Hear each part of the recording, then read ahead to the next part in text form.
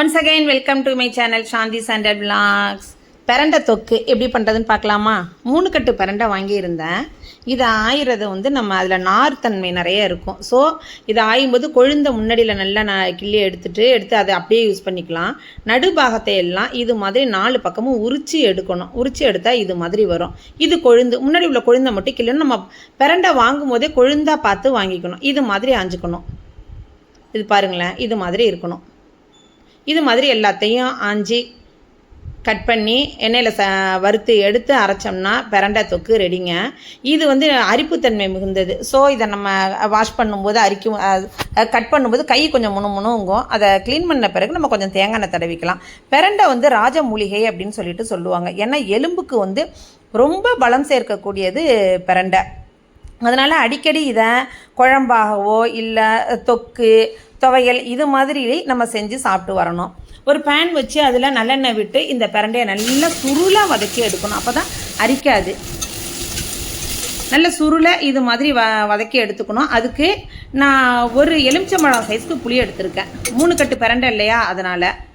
இப்போ அதே எண்ணெயில் கொஞ்சம் எண்ணெய் விட்டு ஒரு கட்டி பெருங்காயம் ஒரு துண்டு போட்டு ஒரு 10 பட்டை மிளகா போட்டு வறுத்து எடுத்துக்கலாம். அதே எண்ணெயிலேயே ஒரு 5 செகண்டு இந்த புளியை பிச்சு போட்டு வறுத்துக்கலாம். நல்ல டேஸ்ட்டாக இருக்குங்க. இந்த பிரண்டையை அடிக்கடி நீங்கள் செஞ்சு சாப்பிட்டு வாங்க. நம்மளோட மூட்டு வலி, உடம்புல எலும்புல வலி இருக்கிறதெல்லாம் காணா போயிடும்.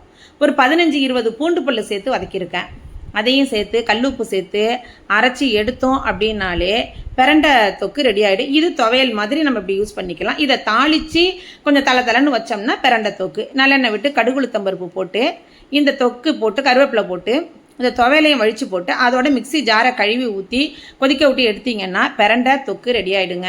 அமிர்தம்னு சொல்லுவாங்கல்ல, அது ஒருவேளை நம்ம அமிர்தம் சாப்பிட்டது கிடையாது. ஆனால் நாம் சாப்பிட்ற ஒவ்வொரு டேஸ்டான ஆரோக்கியமான ஃபுட்டுமே நமக்கு அமிர்தம் தானே. அந்த வகையில் எனக்கு இது அமிர்தமாக இருந்துச்சு. சுட சுட சாதம் போட்டு நல்லா சுருளை வதக்கின அந்த பிரண்டை தொக்கை போட்டு நல்லெண்ணெய் விட்டு பிசைஞ்சு சாப்பிட்டோன்னு வச்சுங்களேன், வேறு லெவல். இதுதான் எனக்கு இப்போதைக்கு அமிர்தம். இது மாதிரி செஞ்சு சாப்பிடுங்க. நீங்களும் இந்த அமிர்தத்தை சாப்பிடுங்க. உங்கள் உடம்பை ஆரோக்கியமாக வச்சுக்கோங்க. அவ்வளோ ஒரு டேஸ்ட்டாக இருந்துச்சு. இதுக்கு சைட் டிஷ்லாம் எதுவுமே தேவையில்லைங்க. அப்படியே 2 தட்டு போட்டு சாப்பிட்லாம். இதை அம்மியில் வச்சு அந்த காலத்தில் அரைப்பாங்களாம். அம்மியிலே ஒட்டிக்குங்கிறதுனால அம்மியில் சாதத்தை போட்டு அப்படியே சாப்பிடுவோம் அப்படின்ட்டு எங்கள் பாட்டி சொல்லியிருக்காங்க. அவ்வளோ ஒரு சூப்பராக இருந்த இந்த பிரண்டை தொக்கை அடிக்கடி நீங்கள் செஞ்சு பாருங்கள். எப்படி இருந்துச்சு அப்படிங்கிறத கமெண்ட் பண்ணுங்கள். மறக்காமல் நம்ம சேனலை சப்ஸ்கிரைப் பண்ணுங்கள். உங்கள் ஃப்ரெண்ட்ஸ் அண்ட் ரிலேட்டிவ்ஸ்க்கு ஷேர் பண்ணுங்கள். தேங்க்யூ. இதை அப்படியே ஃப்ரிட்ஜில் ஸ்டோர் பண்ணி வச்சுக்கோங்க.